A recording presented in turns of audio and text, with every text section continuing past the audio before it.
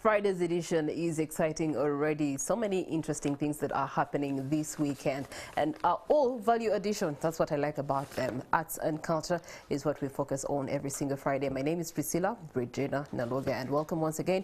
In case you have just joined us and you are streaming on Facebook or YouTube, it's a pleasure to be in your company. For those of you that are enjoying the hashtag and engaging with it, hashtag morning at NTV across all our social media platforms. Again, asante sana and karibu. We have to do the East African region. Now we're going to be looking at sexual harassment and how theatre is actually using their space to address some of these societal issues. If we are going to look at sexual assault, globally it's both an epidemic and also it's underreported. One of the reasons is because of the culture that we come from, the African setting that we all come from. When you talk about sex alone, it's a conversation of it must be behind the walls, it must be in a certain room, it must be a closed door conversation. And yet you do have things like that, if ignored, are going to lead to harassment in the near future. Well, I'm privileged to have this conversation and more with Mr. Philip Luswata, who is a director. Many of you have seen him on your screens, in your theaters over and over again. But this time around, he's behind the screens directing a play that is focusing on sexual harassment. Good morning to you, Philip. Good morning, Priscilla. How Thanks are you? for having me. Quite good, thank you. Very good. Next to him is an actor, Anna Maria. I'm pleased to see her also in person. And good morning to you, Anne. Good morning, Priscilla. Glad to be here. It's a pleasure. And of course, the usual suspect, Andrew Kaggwa, is always here with us to deliberate on these matters. Good morning to you, Andrew. Good morning. Yes. So I'll start with Philip. Tell us more about this play. What inspired you to actually do a play, a theatre play, focusing on addressing the issues around sexual harassment? Well, one thing is, of course, it's already kind of a crime on my part to be here talking about doing a play about sexual harassment of women. That might be already in its own a form of harassment, because I am encroaching on an area that, you know, is intimate to women who go through these different experiences. But for me to take such a story into, you know, the commercial theater space, because for the longest time we've been having these stories, this social consciousness brought us these terms, sexual harassment or harassment, gave it names. But before that we had things like, oh, my boyfriend is tired of me, and I annoyed my lover, I shouldn't have done that, it was wrong. But now we have a term, and once we got those terms, we started telling stories in a particular systematic way, which we were taught to make those kind of stories. Because many times you'd find donor agencies coming and saying, oh, there's this big issue that you must talk about, and you're going to talk about it in such a particular way. So for a long time, as makers of theater, we started looking at some subjects as taboo. No, those are development subjects. But when you start looking at the issue of, you know, this harassment from the perspective, the traditional perspective that we know, where people experience it, you go to a theater not to say, oh, those people, that woman suffered, but that could be me. And that could be me is coming from the point of view where you say, my boyfriend doesn't like me anymore, that's why he slapped me, I did something wrong. So for me, that's my inspiration. My biggest inspiration is taking these social consciousness subjects out of that area and into, you know, our commercial theater, where the general man is coming and saying, oh, that's me, I could be part of that. But then the bigger thing, when we had Miss Shiba Karunji going through what she went through, that also intrigued me, where such a big woman could come up and suffer such a thing, and then she has nowhere to report. She was made to apologize instead of actually, you know, being helped. So for me, that was something, and I was saying, why is it nobody in art coming out and exploding? So I thought, maybe what we need is a play made up entirely of women. And it takes somebody like me now in such a position to say, okay, let me put together a number of women, get their stories, and help tell them. But that's why I say it's indiscipline on my part to be pretending to tell stories of women and their suffering, because even in the process of creating this production, I have learned so much. At one point I had to withdraw myself and say, you know what, we need to get a female director, because I cannot take this across across the river as effectively. So yeah, my bigger inspiration, the thing that the straw that broke the camel's back was the Shiba incident. Okay, it premieres today and it's dubbed Shame on Your Hand. Shame on Your Hand. Anna Maria, you are a woman. You have been in this industry for a long time. You have experienced sexual harassment. How have you been able to overcome all the phases, the stereotypes, the shapes of sexual harassment that have been presented to you in your industry? First of all, we need to define what sexual harassment is, because this is something broad. You need to a little bit break it down for people to understand what is sexual harassment to the theater makers, just as Philip has said.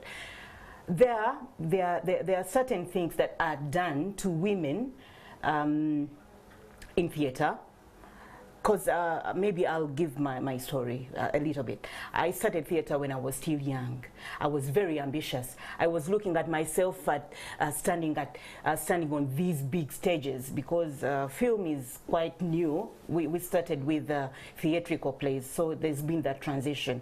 Some have managed to get to transit from theater plays or stage plays to film. Others have not. But as a young girl, I was still in senior school, my senior for VAC. I was looking at myself as this big woman on stage, and there were these older artists, men and women. Sometimes we could get vulnerable, because you are looking at yourself. You want to get there. You want to get there, and somebody might be offering. Yeah, they put you in such a compromising situation. I know most of those girls have gone through this. I'll not be able to point out this person, but I went through that. So the onus is all on you as an individual to say, I'll not give in. Let me use my ability, my inborn ability. Let me use my talent that I have. It will get me there. But sometimes the doors are closed. The doors are closed. What have you got to do? Think of otherwise. Maybe if this person how can I call it? This person is able to put you on stage. What are you giving it? What do you have to offer? If you have to go for Studio 5, you know, you are vulnerable sometimes, but it has to find you with a strong heart, that you say, no, I'll not do that. Let me use my talent. Maybe another opportunity will be available for me. I'll break through. But sometimes it is the vulnerability that gets us there. Okay. Andrew, you've been covering arts and culture for a long time, and this is a conversation that has propped up ever so often, especially against the ladies. They've had to either open their legs, that's the reality of the matter. They've had to exchange their bodies or something. In exchange, they have to get what they want, and they want to be artists, they want to be performers, they want to be engaged in all these things, but at the cost of something, meaning that the industry has silently accepted that to be the trend upon which a woman has to stay and then be able to thrive, to the extent that some of us end up seeing the Anna Marias today and we're thinking, so did she also have to do that to get to where she is today? What has been your experience covering these particular arts?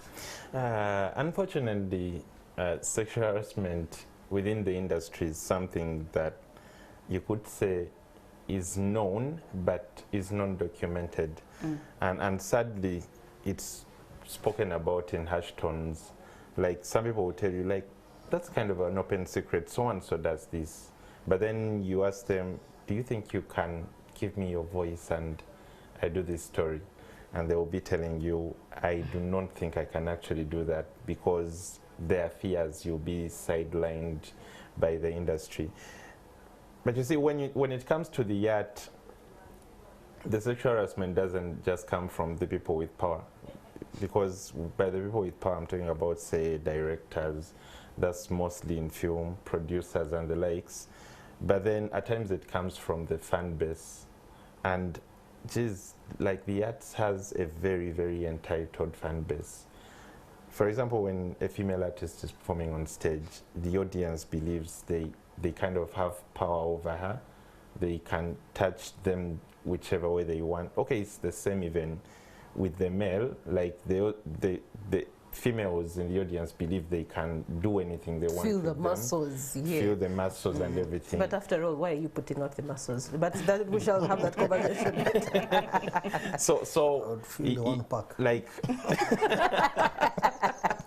like when it comes to harassment, like there is that comes from the audience, and then there is that comes from the people with power within the industry.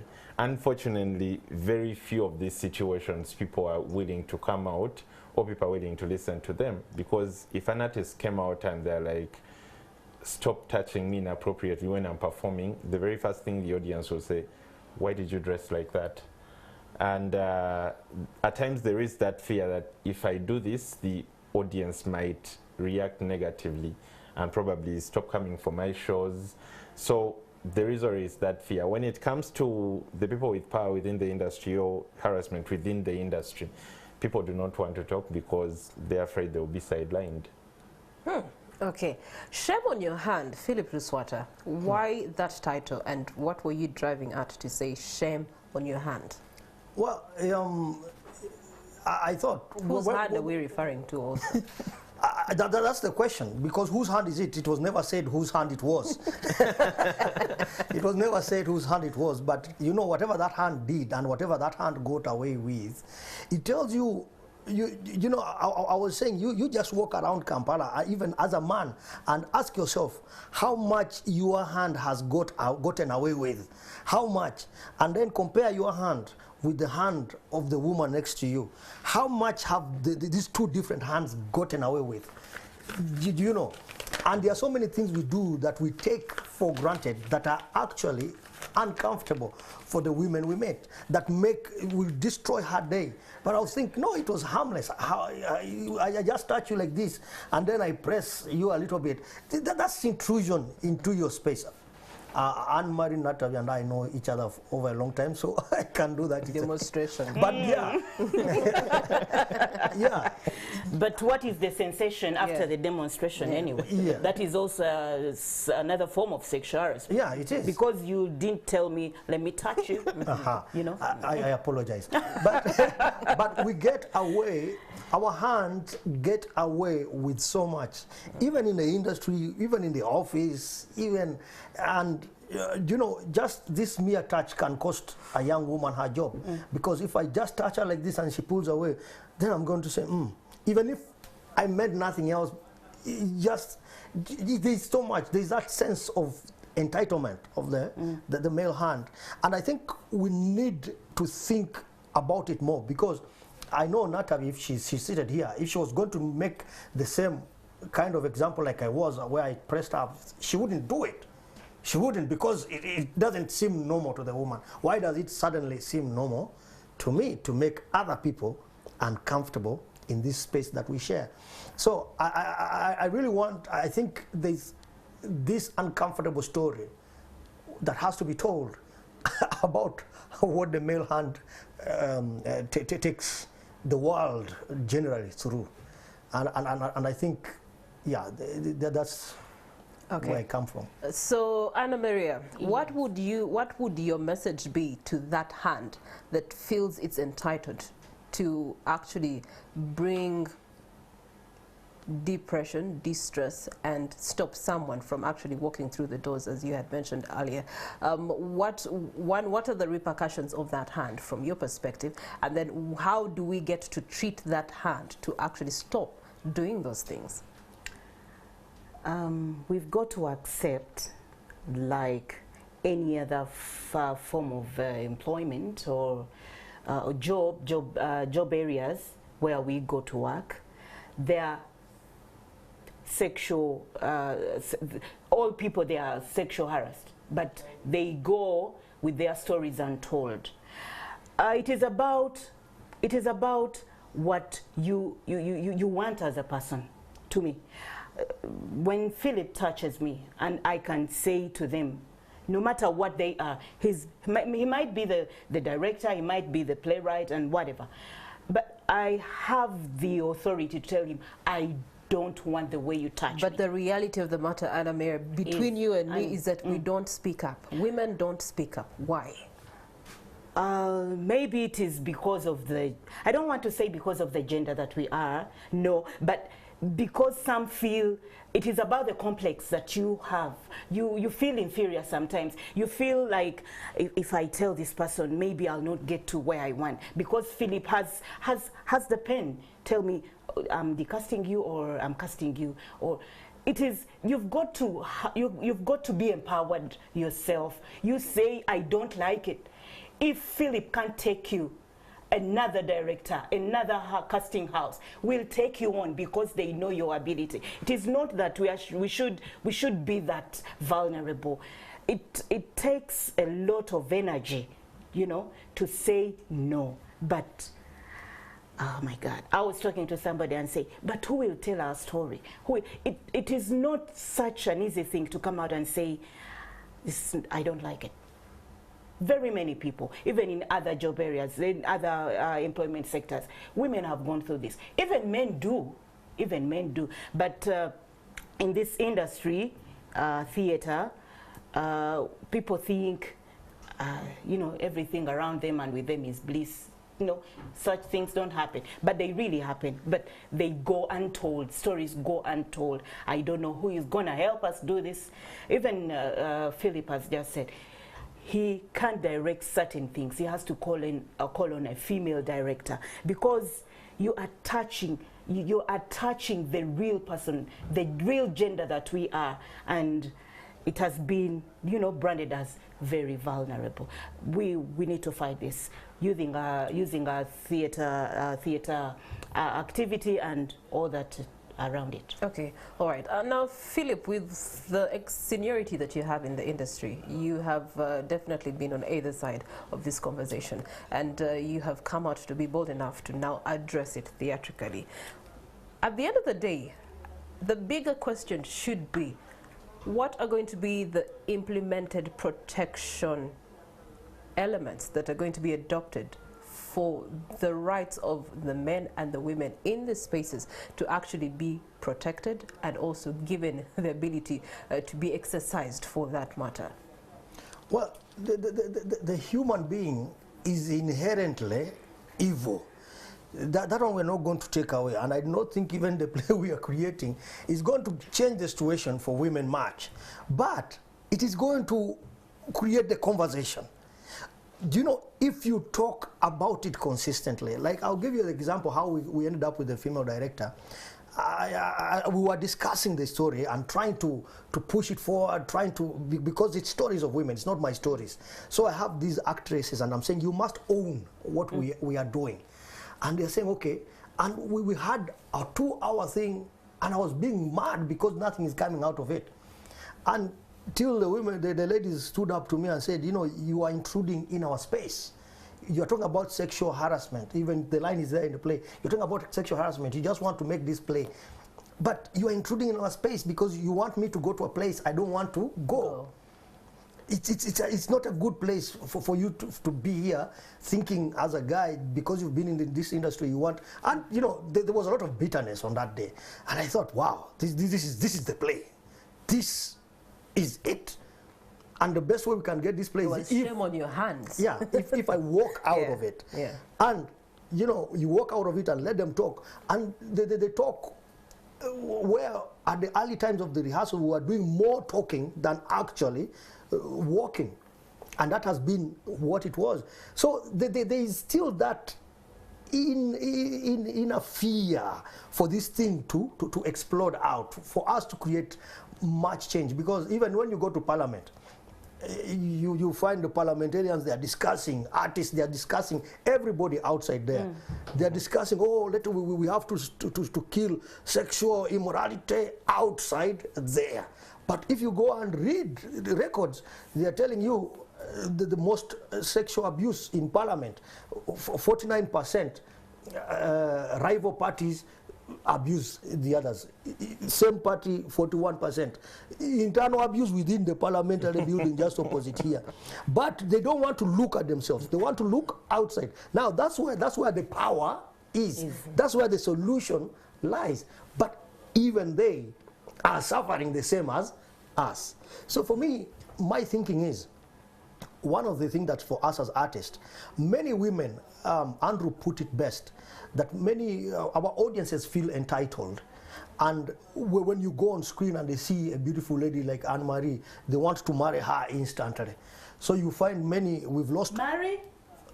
Okay, I'm saying it nicely. No, it isn't about marriage. It is about a one-time stance. Yeah. You look at them, they've got big backs, you know, say, hey. And then they write in their book of records, Anna Maria in my book. It's just a one-time thing. Philip, get real, not marriage. I apologize. And this is where the conversation should be. Please continue. Hey. Yeah, and I think this kind of venom needs to come out. This kind of venom needs to come out. So we are losing, for us in this industry, so many of our actors and our actresses, the female actors, we lose so many. Someone comes up and then there's nobody to continue telling these innate stories, to go into that place that for me, I can't reach as a writer. I'll tell you, I have a TV series I have had in my head forever, but I can't write it because I haven't. Every time I get a lady to work with, we go a little distance and she falls in love with someone, disappears or something. Then we can't tell it. But we need to have women, more women, being able to stand up. And you know, the stories of women have very hard language. The language of the stories of women is not the language of the stories of men. And yet it is men, when they hear the stories of women, they want to come up and say, oh, hey, that's vulgar, that's what. We were rehearsing, and then one guy, a crew at the theater, comes, is walking past, he hears the language and says, hey, Musomesa, Olurimi. You should have seen how the actresses looked at him. Who are you to come and talk about this story? These are women who are in rehearsals every time they are crying, and then you have to cancel and say, today has been too emotional. I don't think we can go on. So you've asked me a very difficult question. I have gone around in circles answering it, but I don't know if we are inherently evil. That's what I would say. But we need to be reminded constantly of our evil dispositions, so that maybe we can at least reduce a little bit.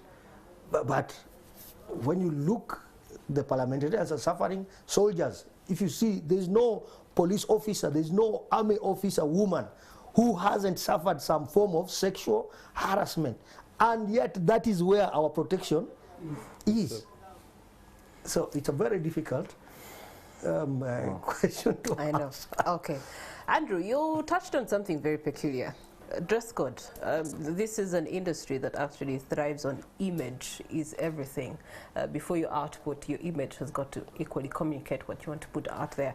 And I don't know if it's misuse or use of it that has caused this problem, whereby, as you had said, the audience feels entitled.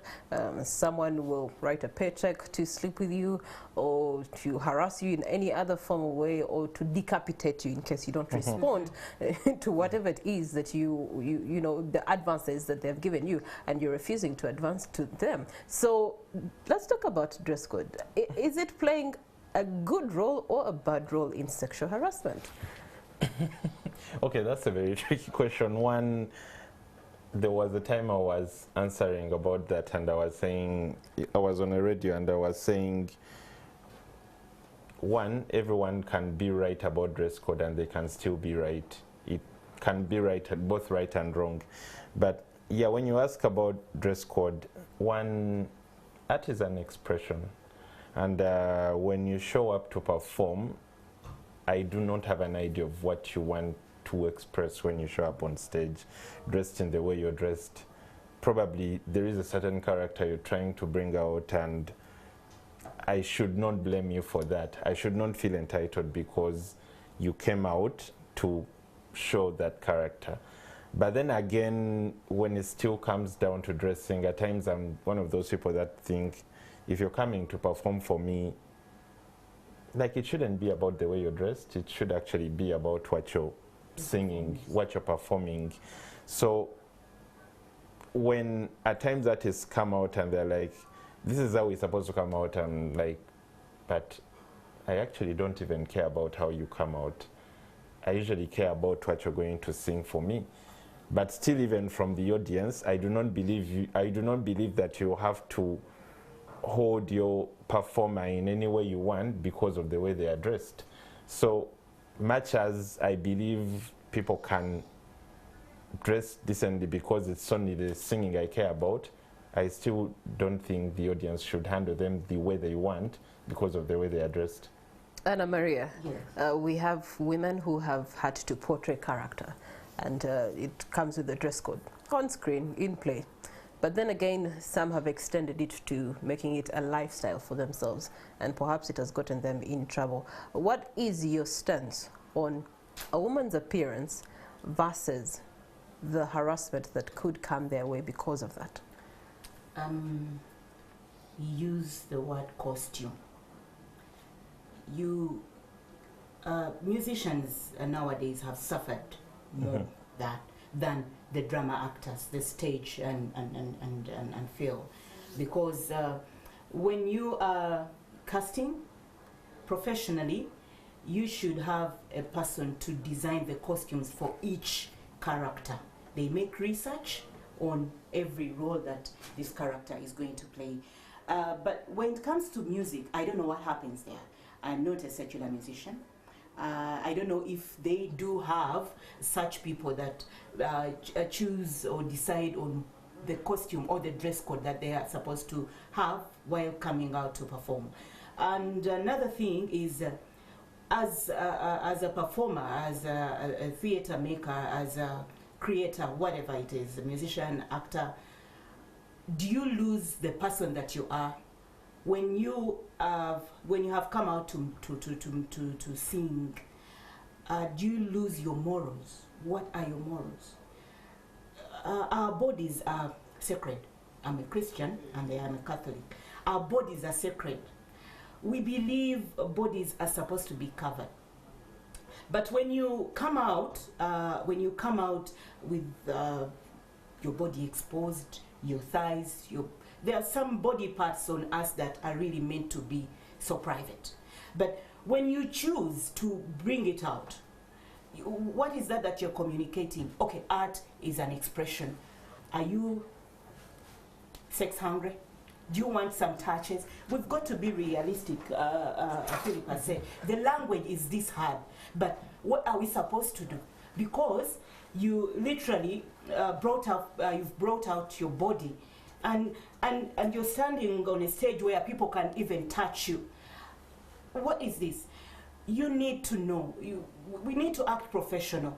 Yeah, if you are a musician, it does not mean that you should come out to expose your body. We want the performance, we want the vocal cords, we want to see you dance, we do not want your body. Let that body be for your man. I believe so. If, I really negate the fact that musicians have come out with their bodies exposed, and they have this I don't care. But okay, after the music, what will you be? What will you be? You don't lose the person that you are. When you are Anna Maria on stage, you are acting a certain role. It does not mean that I am that person. I am better. I might be putting out a character that this, badass, that is the word now we use. I don't want to know. But what is it that I am after the performance, after the stage? I think that's what we should look at too. We've seen very many musicians that have really come out decently, and it is the music that we want. It is not your body. If you don't respect your body, the audience and all your followers won't respect it. They'll even abuse you the way they want and call you names. And me, I am a mother. I look at, what will my children say? What will my parents say? You do crap. Yeah. Comes back to the morals, Philip, doesn't it? Yeah, I would like to have my say on that. Okay. I think morals is very important. But I must also think like a buyer of art. Like a buyer of art. I'll give you an example. I was traveling in South Sudan one time. Up from Bench in one of those Land Cruisers where you squeeze. And then this young girl comes selling milk at a stop. And she was bare-chested. So I was blinking 100 kilometers per hour, saying, should I look this way, should I look the other way? How old? I don't know what to do. This is an adolescent girl selling milk. She was on a market, roadside market. Okay. And all of them there were the same, bare-chested, and everyone else in the Land Cruiser was fine. But me, I was blinking. I didn't know what to do. Is it wrong? Should I buy the milk? But it was normal for everyone. So nudity, I believe, is relative. And it's the moral. It still goes back to us having to have these conversations more in theater. This hand, what are you allowed to touch? Be moralistic. I am a married man, so in my house, in the bedroom, I see this lady walking around. This goes this side. But I have never thought of let me jump on this person. So it's relative. I wouldn't begrudge the musicians their choice to package as they will, because even me, if I'm thinking right. We had a festival here at the National Theatre Cultural Festival, and the Karimojong girls came and were dancing their traditional dance, the way they dance it, in micro mini skirts and bare-chested. Nobody jumped at these beautiful Karamojong ladies. Nobody. Everyone was accepting. Oh, that's how they dress. That's the costume. That's how it is. You go there and feel the heat and understand, oh, even I, if I were there, that's how I would be. So let's look at it. Let's say if I'm going to a concert, people have paid and that's a contract. When you buy a ticket, you have made a contract to come and see me the way I am packaged, because that's my packaging. Packaging is important in our business, and packaging is consistent. Sometimes, especially for musicians, it's not only on stage, it's a persona you must sell consistently for you to be able to feed your family. So it does not mean that I am morally corrupt if I wear a miniskirt. There is a buyer for that, and that buyer contracts to come and watch me. So probably it is the person who broadcasts my perceived nudity, because I'm not necessarily, it's relative. It might be you and your depraved mind. Why? There's a guy who came in the newspaper. He was on the WhatsApp. He raped an old woman. And you saw that thing, it was viral. He raped an old woman in a Gomez. And those are the people who suffer most of these violent sexual attacks. Young girls coming from school with a school bag on her back. Sexual attack. A young girl going to the well in a nice, polite dress. Sexual attack. It's very rare to find that this girl coming from the discotheque in a miniskirt, or this musician was necessarily raped. It's removed. What we need is social consciousness, but not to start, legislating on small things, the length of a piece of cloth when people are going hungry, really. Okay, social consciousness is where Philip is leaving it at. Let's look at social consciousness and how theatre is actually sort of ignoring the role that they have in correcting social consciousness, in correcting the social economy of this country, Uganda. And I'll start by asking you. That's fast. Yeah, Andrew, for me, the place that I have gone to, and I'll be honest, by the way, many a times the few places that I have gone for have been sort of morally degenerating. Oh. The language that they use, I know they're trying to express and send a message, but usually they're sending an open message. It's not really a closed-end message that don't do this. It's so they do communicate, and then to whom it may concern, you pick out the kind of communication that has been given. So that's one of the loopholes that I have found personally in theatre. But then again, theatre is meant to be a place whereby you communicate, you send messages, you actually help the country to correct some of these errors that we are talking about, such as sexual harassment this morning. So in your perspective, has theatre actually been as vocal as it should be in aiding correction of society, especially socially and morally? Socially and morally, I think I could say yes. One of the how I usually keep telling the story of how I ended up in the art spaces. I almost grew up in the art spaces.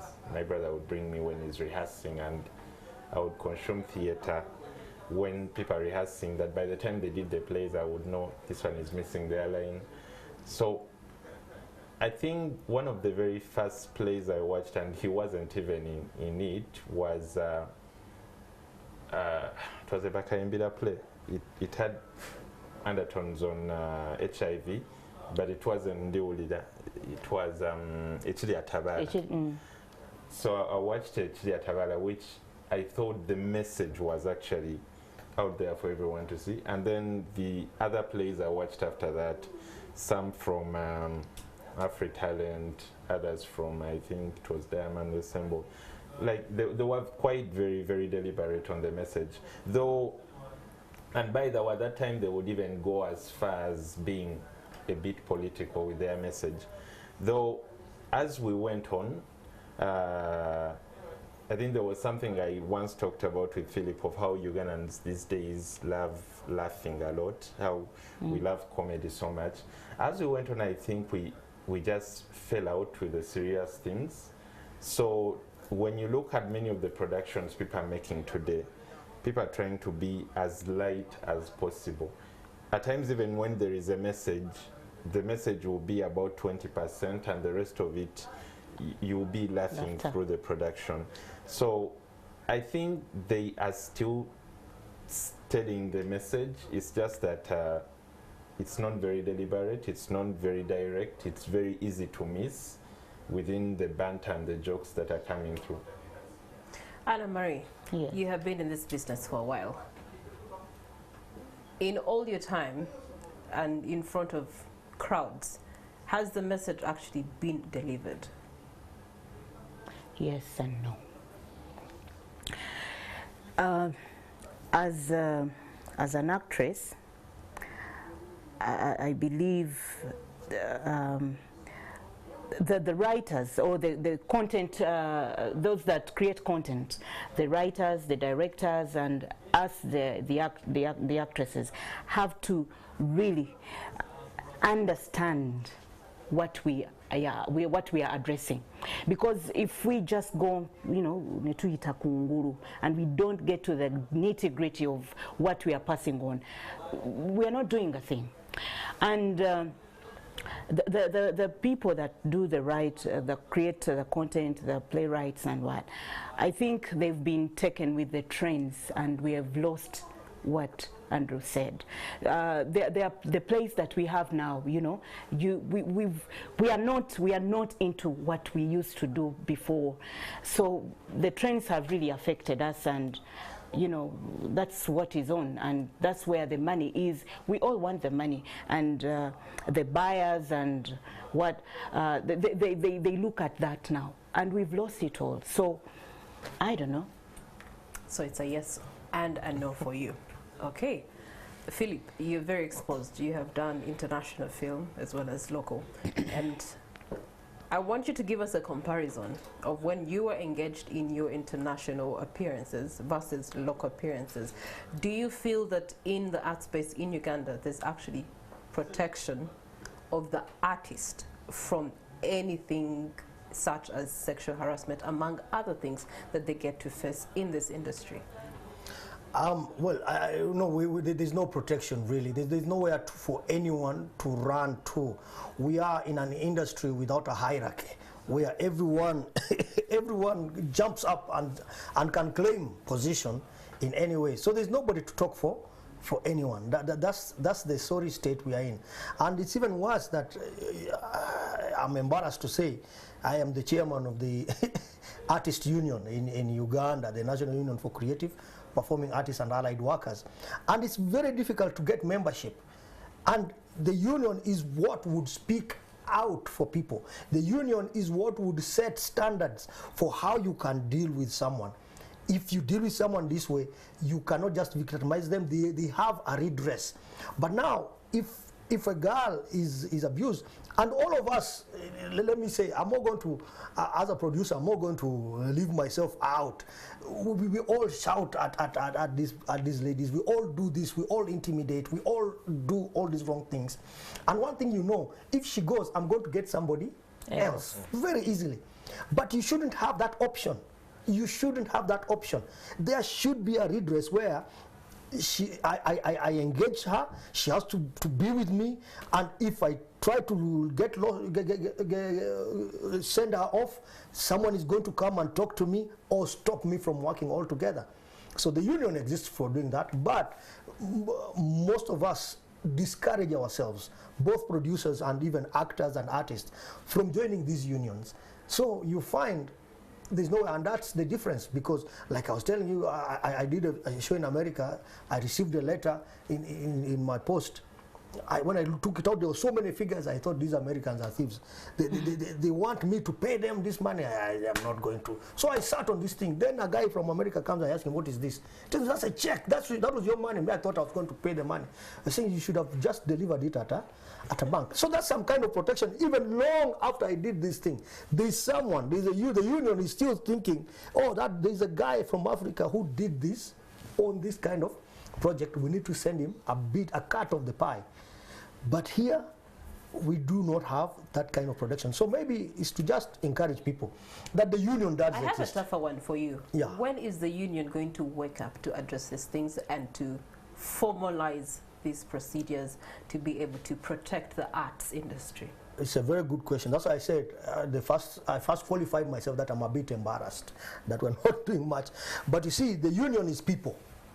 The union is people. There's no union without people. So right now we have an inactive membership. We have the potential to be even more powerful than the Uganda National Teachers Association union. We have the power because we have the numbers. But unless we empower these numbers, because ours is it's a constitutional... And one of the ways you get to empower the numbers is by doing right by the numbers. So if you're not doing right by the numbers, how do you expect them to actually trust you to be able to be eligible and loyal to the union? What is being right by the numbers when you don't have them? Because the voice of a union... Philip, you do have one number. Let's start with yourself. You do have yourself. And if you decide to be the different hand that will not cause shame, and you spread that gospel to another person, you have created two people that are in the union. Now, and then it gets to spread, isn't it? Let me tell you the biggest problem right now, and that's what I started with, that our problem is we lack a hierarchy. Everyone comes in and claims their position. So there's this even, and you saw it mostly during the COVID, where so many associations cropped up. Yeah. There are as many associations as there are artists. There are as many theater companies, as many film companies, as there are filmmakers, as there are actors even. Every actor has a company called something. Sources Images, Sources Films, and he walks alone. It's okay, you can go on. I get very excited when you're talking about these things. All right, so Philip makes a very strong point. But do you buy the point with Anna Maria? Do you buy the point, or it's an excuse? For me, it sounds like an excuse. What does it sound like to you? The stakeholders in this have really withdrawn their responsibility and left it to very many people that really, there is a word that they normally use, just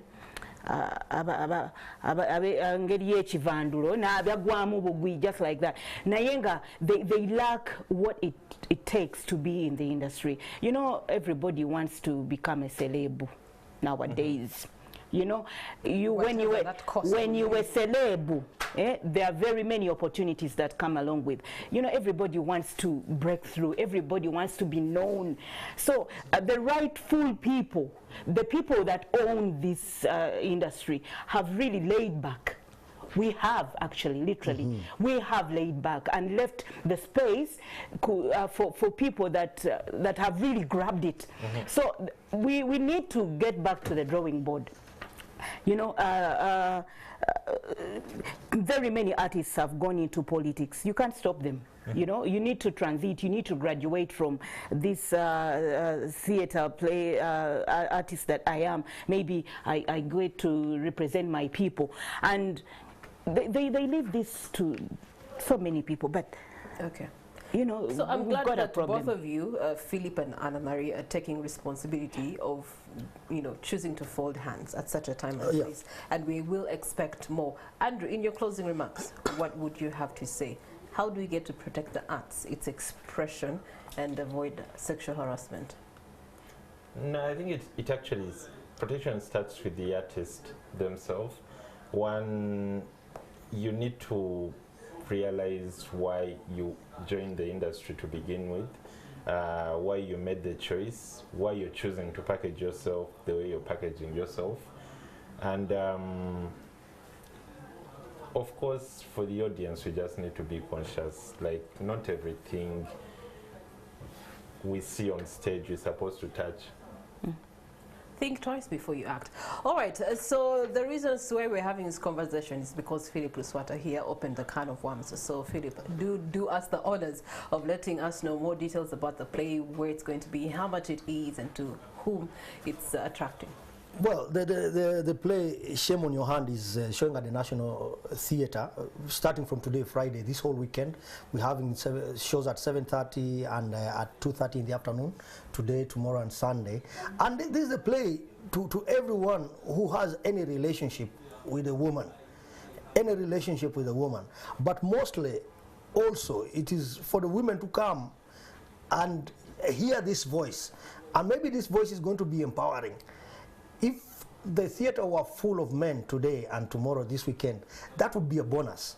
That would be a bonus, because men need to hear these uncomfortable things so that they can know the difference between what is vulgar and meant for them and what is nudity and meant for them and what is nudity and not meant for them. We need to be socially conscious. And so I would encourage, you know, wives, girlfriends, daughters, bring your dad, bring who, so that we as men can start looking at the situation of the woman differently. Okay, how much are the tickets? 30,000. 30,000. Tuinawo bagesti ticket. Guest artist kuga tuje favor artist tuje mungeri, like we are not paying some package for us that you've you know these things, some VIP treatment. Have you seen the shock on my face? We've just talked about taking responsibility as artists for the industry, and taking responsibility for the industry. One is by us, you know, supporting participating there, investing in very own. Yeah. Okay, all right. Philip Luswata, director for Shame on Your Hand. We do have Anna Maria, who is definitely a senior in this industry, theatre and film, and of course Andrew Kaggwa, who's a journalist for arts and culture. Myself, Priscilla Regina Naloga. Again, it's been a very sensitive subject, but one of the things that I have liked is that there's been some taking of responsibility to owning the fact that the environment has not yet been protected for arts to actually thrive, especially when it comes to gender sensitivity matters. And I am also glad that theatre is now choosing to have the difficult conversations addressed and put out there so that society can be changed. They do have the power, arts has the power to change culture of a country, and so we trust that this film, Shame on Your Hand, is actually going to trigger some things for the men and women that will go. So I'll be there. I urge you to also go and catch it. Until we meet again, it's been a pleasure. We do have some birthdays in the house. I'm privileged to be talking about Alvin Mugaga. Alvin Mugaga, it's your birthday today, and you're such a sweet, darling soul. Happiest birthday, and continue to grow in faith, love, and God's abundance. See, that is all coming in from your mom, it's coming in from your dad, and all friends, as you are making 6 years in this world. Well, happy birthday to you, Alvin. Also, Faraji, happy birthday from Zahara, and we pray that you actually get to grow taller. Don't grow lighter, please. Keep to that skin tone. But I pray that the 365 days ahead of you are going to be transformational and extraordinary days. And Zahara wishes you the happiest birthday. Well, from morning at NTV, in front of camera and behind camera, it's been a pleasure being in your company all week long. Until we meet again on Monday, adios, have yourselves a wonderful weekend, and we've given you the plot, so go and enjoy it.